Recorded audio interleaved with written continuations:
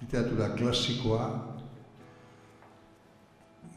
literatur zale amorratu entzat bakarrik dala dioen mitoa. Maupassant, ezaguna izateaz aparte, nik izango nuke gehiago ezagutzen dela kale eta plaza izendatzaile moduan, idazle moduan baino zoritxarrez darantzat. Eta ez diot bakarrik euskeraz gertatzen dena, danik hori soilik. Esango nuke zoritxarrez baita frantsesez gertatzen dena. Eta gertatzen da, Maupassantekin bezala hainbat eta hainbat idazle handirekin. Zergatik jarri gera gu Maupassanten alde egiteko ataka honetan?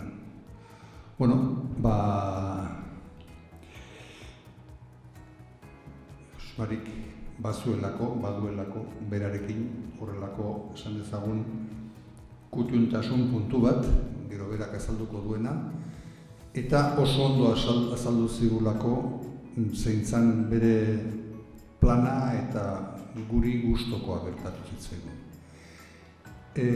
Realismorik egin duen aukeraketa magistrala da. Ez bakarrik pieza onak direlako, Maupassantenak izan da harrigarria izango litzake pieza txarrik bilatzea lan handia eskatuko luke.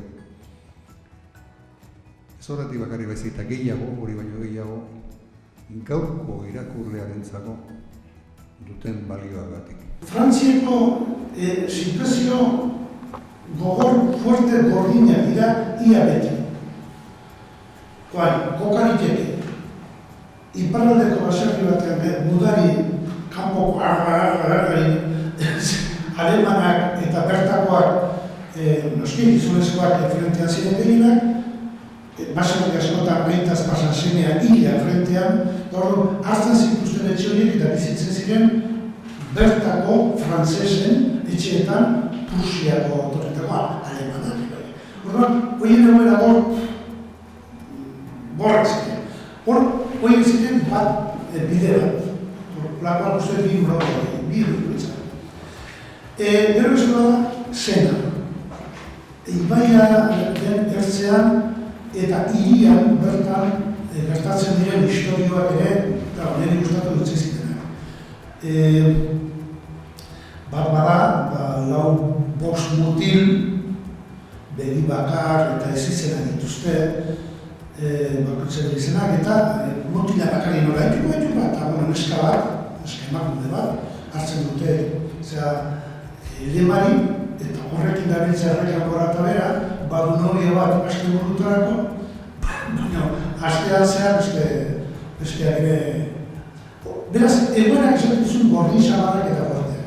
Deskribapenak, tokiak, deskribatu dut zorak, behar horri alde bat edo horri alde bat behar du, eta lasai eta zorak alde dira. Bai kosta eta bai esena bastarrak eta baina gero zazta hitz, esaldi guztietan hitz doia, kustuekin, galdugaret horregatik irakurketan, nire ustez gertatzen da, atsegina eta plazente. Errez iramaten zaituelako, galdugabe zertan,